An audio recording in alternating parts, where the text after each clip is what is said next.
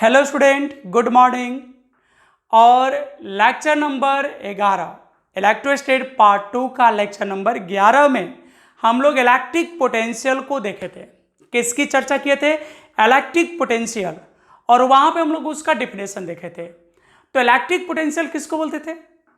तो unit positive test charge को, किसको? यूनिट पॉजिटिव टेस्ट चार्ज को कहां से? इन्फिनिटी से इलेक्ट्रिक फील्ड के अंदर किसी पॉइंट तक लाने में जो वर्क होता है उसको इलेक्ट्रिक पोटेंशियल कहते हैं। मीन्स हमने बोला था कि electric potential is defined by that amount of work done which is doing, which is necessary, which is need to displacing, to carry, to bringing unit positive test charge from infinitive to a point present in electric field, और इसको भी से represent करते हैं। तो यहां पे हम मान लेते हैं कि पॉइंट ओ पर एक सोर्स चार्ज है। सोर्स चार्ज जानते हैं? That charge which is generate electric field around us, around it, मतलब जो अपने चारों इलेक्ट्रिक फील्ड को जनरेट करता है उसको हम बोलते हैं सोर्स चार्ज। जैसे अगर क्लास को सिस्टम माना जाए तो टीचर और स्टूडेंट में टीचर जो है सोर्स हो गया और स्टूडेंट टेस्ट चार्ज हो गया, ठीक है। और यहां से ओ से एक्स डिस्टेंस पे अननोन डिस्टेंस ले रहे हैं बिकॉज पॉइंट को इन्फिनिटी माने हैं, ठीक है। अननोन डिस्टेंस पर एक पॉइंट क्या है? P है, मतलब ये इन्फिनिटी पे लिए है। और यहां पे टेस्ट चार्ज है Q नॉट। ये कैसा चार्ज है? Test charge. ये कैसा चार्ज है? सोर्स चार्ज, ठीक है। तो यहां दो पॉइंट चार्ज है और इनके बीच का गैप भी दिया हुआ है, तो कूलॉम्स लॉ के अनुसार यहां फोर्स लगेगा। और चूंकि दोनों चार्ज का नेचर कैसा है? पॉजिटिव। टेस्ट चार्ज तो पॉजिटिव ही होता है, तो यहां जो फोर्स लगेगा वह कैसा लगेगा? Repulsive.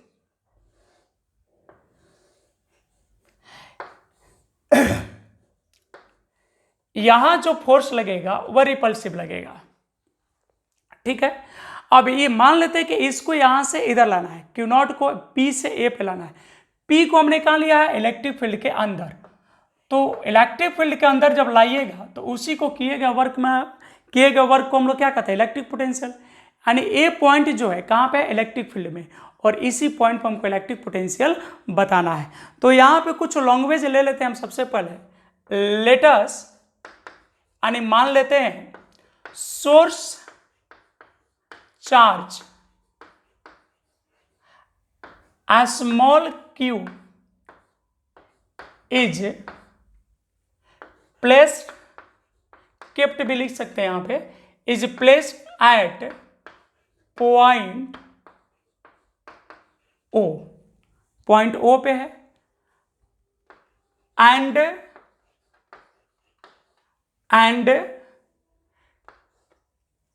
test charge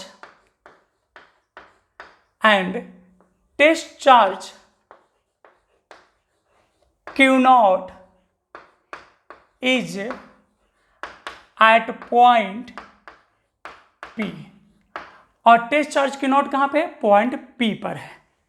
we have to calculate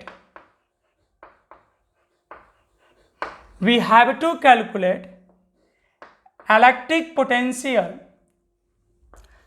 at point A, which is at distance R from point O। पहले ये जो एजम्पशन लिए इसके बारे में हम जान लेते हैं।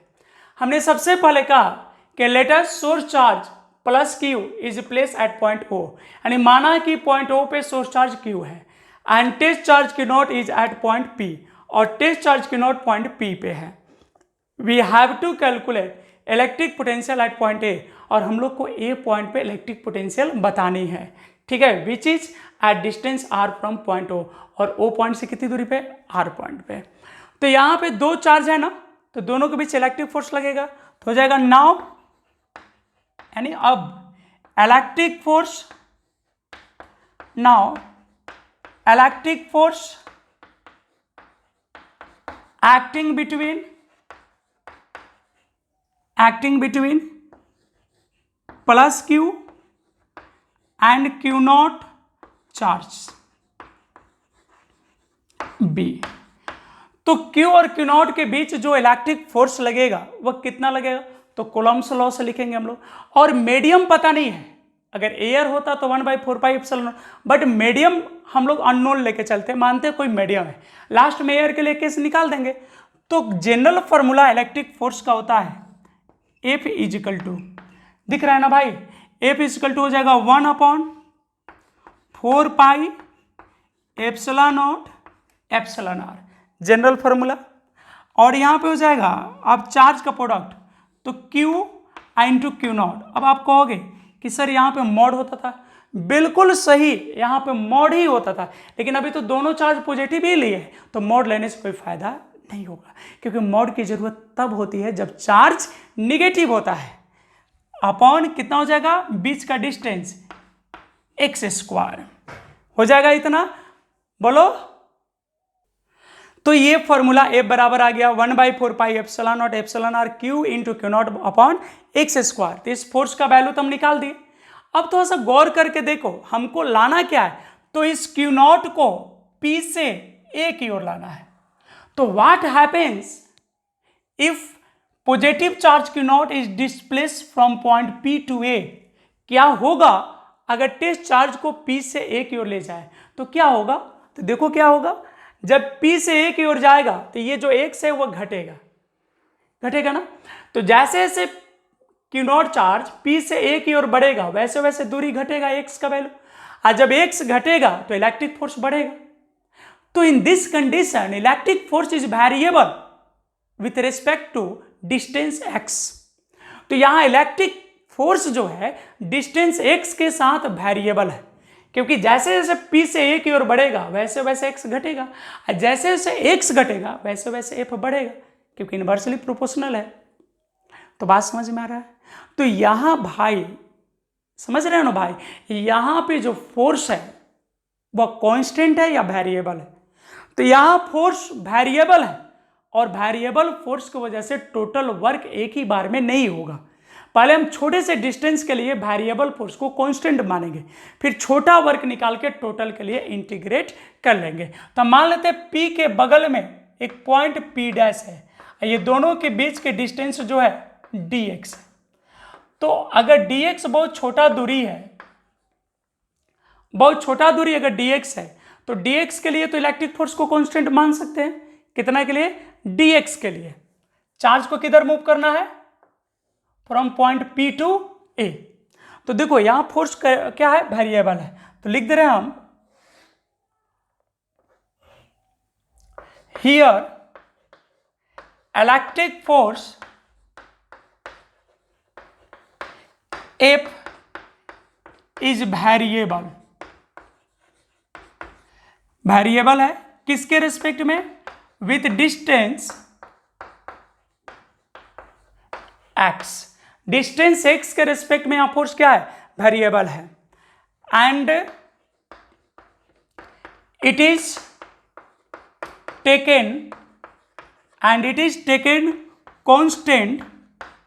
इसको कांस्टेंट भी हम लोग ले सकते हैं, कितना डिस्टेंस के लिए, dx के लिए, और सीधे पथ पे डिस्टेंस और डिस्प्लेसमेंट एक ही होता है।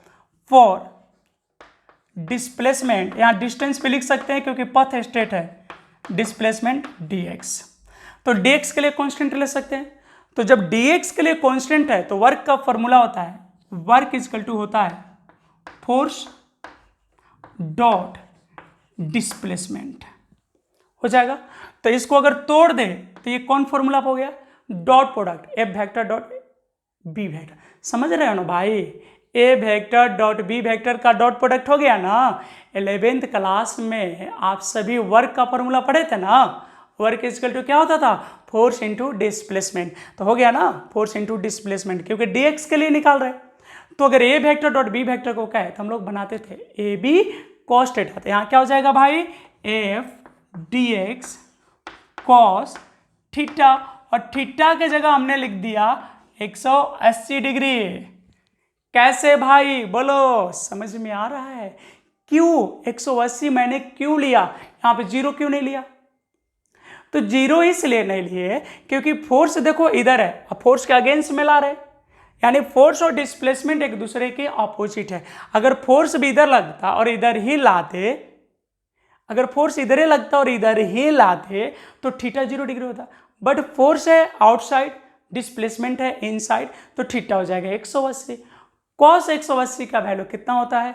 कॉस 180 का वैल्यू होता है -1, तो एफ इक्वल टू हो जाएगा -f dx। कोई प्रॉब्लम है बोलो? f -f का वैल्यू बोलो 1/4 pi epsilon nought epsilon R, देख लो यहाँ पे। फिर हो जाएगा q into Q nought upon X square into D X, इतना तो हो जाएगा। अब इससे आगे इधर हम लोग देखेंगे, यहां तक क्लियर है सबको? तो अब तक हम लोगों ने देखा टेस्ट चार्ज क्यू नॉट को dx दूरी डिस्प्लेस करने में क्या वर्क होगा, लेकिन फाइनली हमको कहां ले जाना है? तो टेस्ट चार्ज को P से A पर ले जाना है, P पॉइंट से कहां ले जाना है? A पॉइंट पर ले जाना, फाइनली P से A पर लाना है। तो अब टोटल वर्क चाहिए, तो छोटा ये DW होगा, ठीक है, क्योंकि स्मॉल डिस्टेंस के लिए। तो अब तो हमको टोटल वर्क चाहिए, तो लिखेंगे so value of total work, या लिख सकते हैं so total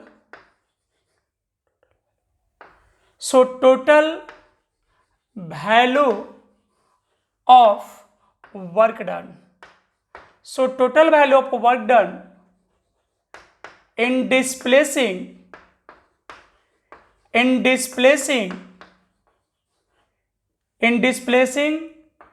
test charge q naught from infinity to point P। तो ये तो dx के लिए ना वर्क हुआ। अब हमको चाहिए टेस्ट चार्ज को कहां से? P से A तक ले जाने में, मतलब इन्फिनिटिव से A तक ले जाने में टोटल वर्क डन। P बोलो, अच्छा इन्फिनिटी बोलो, यहाँ सॉरी यहाँ infinitive two point A point तक लाना है, तो यहाँ P भी लिख सकते हैं from point P two point A या from infinitive two point A। तो अब छोटा सा वर्क निकल गया है DW, अब टोटल वर्क चाहिए।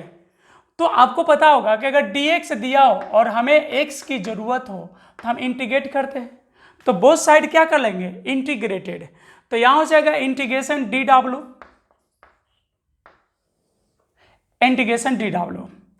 और इधर कांस्टेंट को बाहर कर लेते हैं, -1/4 pi epsilon nought epsilon R, और फिर यहां क्या हो जाएगा? Q into Q nought upon X square, अच्छा ये बाहर हो जाएगा, क्यू नॉट भी बाहर कर ले रहे हैं, तो फंक्शन किसका बच गया? x का ना, तो यहां बच गया 1/x² इंटू dx। ठीक है, ये कांस्टेंट करके बाहर कर लिए, क्योंकि फंक्शन किसका? x का। तो जब कहां पे इनिशियली कहां पे था? P पॉइंट पे, तो P पे था, मतलब कितना दूरी पे? इन्फिनिटिव, तो कोई वर्क नहीं होगा। P पे मतलब कहाँ था? इन्फिनिटिव दूरी पे। और जब कहाँ पहुँच गया? जब ये पहुँच गया A पर, तो A पर पहुँचने का मतलब कितना दूरी? O से A और O से P मतलब इन्फिनिटिव। तो जब A पे पहुँच गया मतलब R डिस्टेंस पे, तो टोटल वर्क डन हम W मान ले रहे। dx का इंटीग्रेशन x होता है, तो dw का इंटीग्रेशन क्या हो जाएगा? W।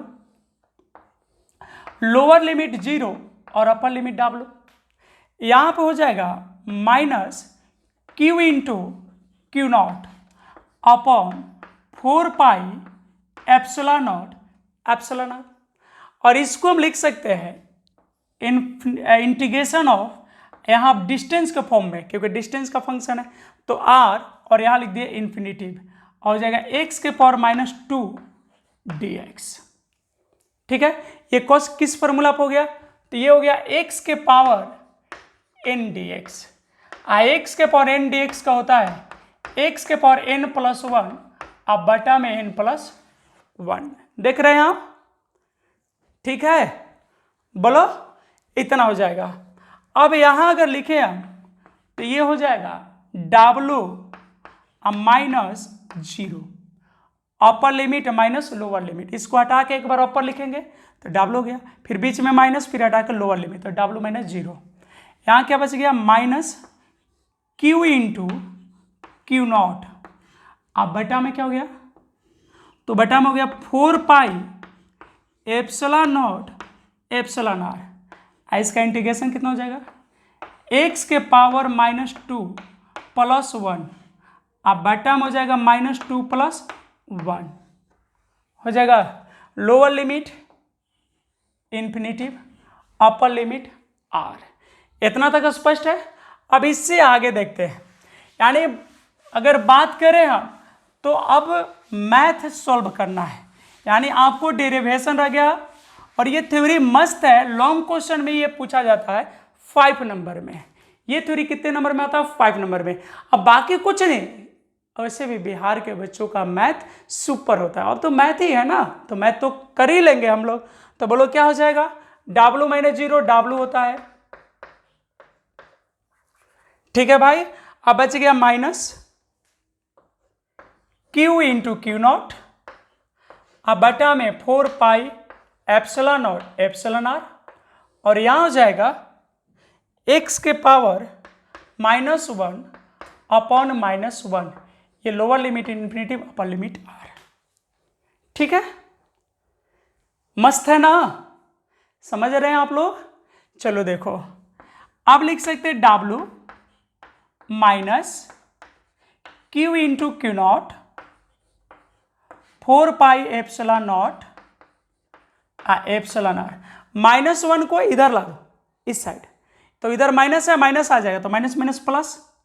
अब बच गए यहाँ पे x के पावर -1, तो x के पावर -1 को हम लोग 1/x भी लिख सकते हैं, क्योंकि ये -1 तो हम इधर ला दिए, ध्यान दीजिएगा, ये -1 को बाहर ला दिए तो माइनस माइनस प्लस। अब यहाँ क्या बच गया, x के पावर -1, तो x के पावर -1 को हम लिख सकते हैं 1/x, lower limit infinitive, upper limit r।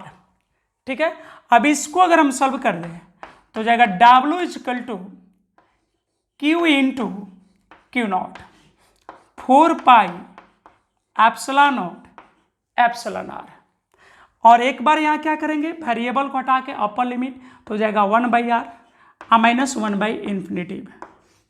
यही होगा ना, बोलो, ठीक है यहाँ तक। तो ठीक है यहाँ तक, W = Q into Q0 4πε0 εr 1/r -1/∞। अब इसको आगे बढ़ाते हैं, देखो सॉल्व करते हैं, और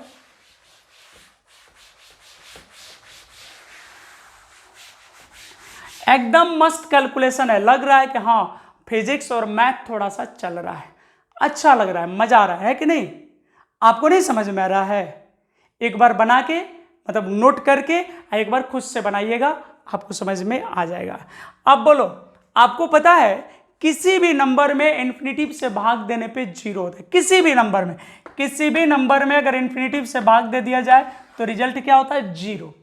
अब कहोगे 1/∞ 0, 2/∞ 0, 3/∞ 0, 10,000/∞ 0, 1,00,000/∞ 0। समझ गए ना हीरो, किसी भी नंबर में इन्फिनिटिव से भाग देने पे क्या होता है, 0। अब इसको आगे बढ़ाते हैं तो जाएगा W = बोलो, W = क्या हो जाएगा, Q इंटू Q0 बटा में कितना हो जाएगा 4πε0 इंटू 1/r, क्योंकि ये तो 1/∞ खत्म, तो इसको ऐसे लिख सकते हैं W = 1/4πε0 Q इंटू Q0/r। ये हो गया, तो वर्क निकल गया किसको, क्यू नॉट को ए पर, क्यू नॉट चार्ज को पॉइंट पी से ए पर लाने में वर्क हो गया। लेकिन हमें क्या चाहिए, हमें चाहिए इलेक्ट्रिक पोटेंशियल। तो लिख देंगे यहां पे फ्रॉम डिफिनेशन ऑफ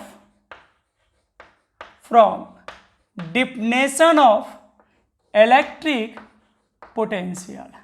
तो इलेक्ट्रिक पोटेंशियल के डिफिनेशन होता है V is equal to W upon Q nought. ये होता है ना, तो W का वैल्यू रख दो 1/4 pi epsilon nought epsilon R Q into Q nought बटा आर बटा क्यू नॉट। तो ये जो क्यू नॉट है ये तो कैंसिल हो गया, तो क्या बच गया, V इज इक्वल टू बच गया 1/4 pi epsilon nought epsilon R, दिख रहा है ना भाई, क्यू अपॉन आर। तो ये बहुत ही मस्त फॉर्मूला आपका आ गया।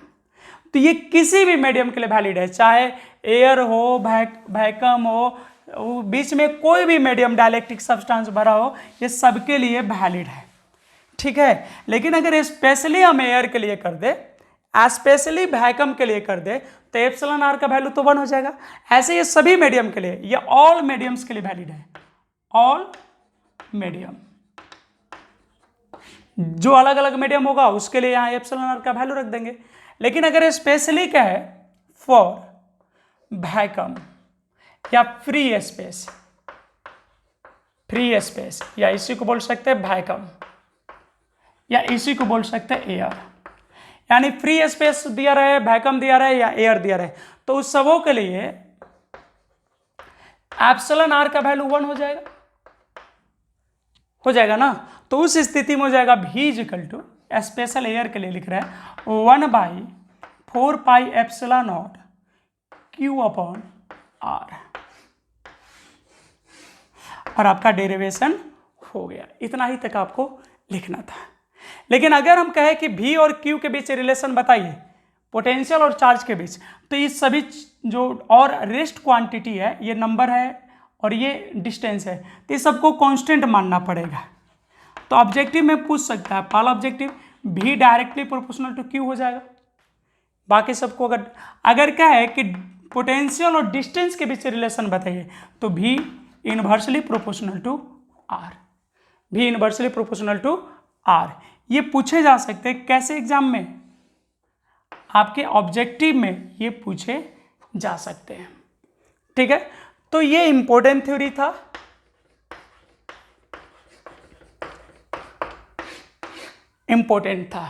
ठीक है, समझ में भी आया होगा, ठीक है, कहीं कोई प्रॉब्लम नहीं है ना। तो अब हम क्या करते हैं कि आज इस टॉपिक पे चर्चा नहीं करेंगे, आज इतना ही रहने देते हैं। अब अगले क्लास में, अगले वीडियो में, अगले लेक्चर में हम इसको आगे बढ़ाएंगे, ठीक है। अभी पोटेंशियल निकालना है, डाइपोल के वजह से निकालना है, ठीक है, मेनी चार्ज को वजह से निकालना है। तो अभी इसके बहुत सारे कॉन्सेप्ट बाकी हैं, तो उसको बारी बारी से हम लोग पढ़ेंगे। और हाँ, वीडियो को लाइक करें, शेयर करें, और चैनल को अगर अभी तक सब्सक्राइब नहीं किए हैं तो प्लीज़ सब्सक्राइब कर लीजिए। आप सभी को धन्यवाद। चलिए मिलते हैं नेक्स्ट क्लास में, नेक्स्ट वीडियो में।